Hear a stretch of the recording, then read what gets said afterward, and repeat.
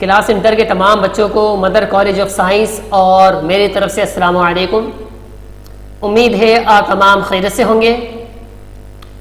اردو کی بک کا دوسرا سبق مجسمہ، اس کا صفحہ نمبر 17، اس کا پہلا پیراگراف مکمل ہو چکا تھا۔ آج پڑھیں گے یہاں سے اس واقعے کو۔ کون سا واقعہ؟ کہ ملکہ نے اپنے ہاتھوں سے اس کی کچھ حصے خراب کر دیے تھے سیاہی وغیرہ ڈال کر، تو بادشاہ نے خود اپنے ہاتھوں سے اس کو صاف کیا، دھویا، اور صرف دکھلانے کے لیے ملکہ کو کچھ نوکروں کو چاکروں کو کوڑے بھی لگائے۔ اس واقعے کو 2 ہفتے گزر گئے۔ ایک دن اس سے بھی بڑھ کر ناگوار واقعہ پیش آیا۔ بادشاہ صبح کو اٹھ کر مجسمے کے پاس آیا تو دیکھا کہ اس کی دونوں آنکھیں پھوٹی ہوئی ہیں۔ مجسمہ کی آنکھیں بادشاہ کو بہت محبوب تھیں اور وہ انہیں جل پریوں کی زمردیں آنکھوں سے تشبیہ دیا کرتا تھا، مگر یہ دیکھ کر بادشاہ بجائے غضبناک ہونے کے کھلکھلا کر ہنس پڑا۔ محل کے سب لونڈی غلام طلب کیے گئے اور ان کی پیٹھ پر کوڑے لگوائے گئے۔ اس دن بادشاہ کو ایسی خوشی ہوئی کہ شاید کسی بڑے غنیم پر فتح پانے سے بھی نہ ہوتی۔ مطلب ہے کہ اس سے پہلے جو اوپر واقعہ پیش آیا اس میں بادشاہ بہت زیادہ غصہ تھا، لیکن ابھی یہ جو آنکھوں کا معاملہ ہوا، آنکھوں کے پھوٹنے کا، تو بادشاہ کو دیکھ کر بجائے غصہ آنے کے اچھا لگا۔ وہ اچھا اس لیے لگا کہ بادشاہ کو اندازہ ہو رہا تھا کہ یہ سارے کے سارے کام ملکہ ہی کر رہی ہے، اور ملکہ کو ہو رہی ہے جلن اس مجسمے سے، تو اور بادشاہ بھی یہی چاہتا یہی تھا کہ ملکہ کو اس بات کا احساس ہو۔ بہرحال آگے دیکھیں۔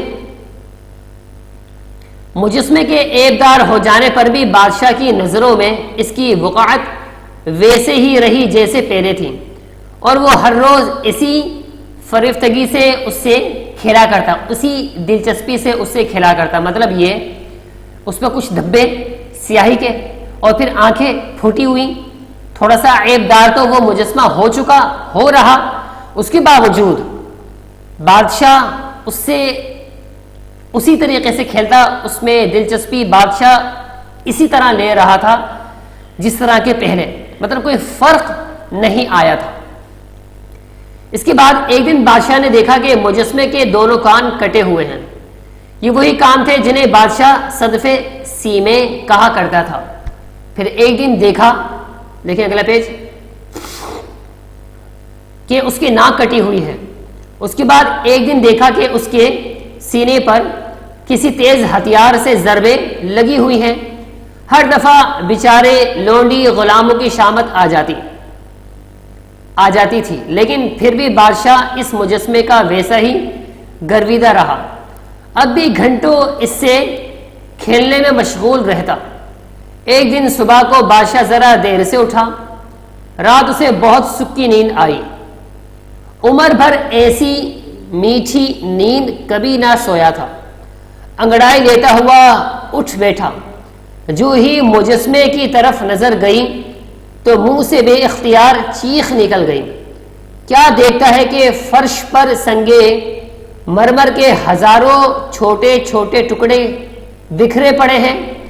دوسرے لمحے ملکہ اس کے قدموں میں تھی۔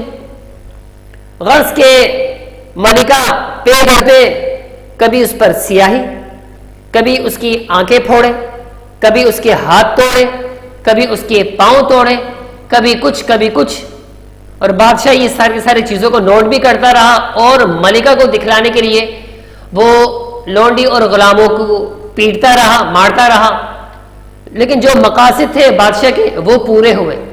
بالآخر صبح اٹھا، اس نے دیکھا کہ ملکہ نے پورا کا پورا مجسمہ توڑ دیا ہے، مکمل طور پہ بکھیر دیا ہے، اور دوسرے لمحے ملکہ اس کے قدموں میں تھی۔ مطلب اس کا یہ ہے کہ ملکہ نے معافی مانگ لی کہ حضور میں ہار گئی، جو آپ چاہتے ہیں اب ویسا ہی ہوگا۔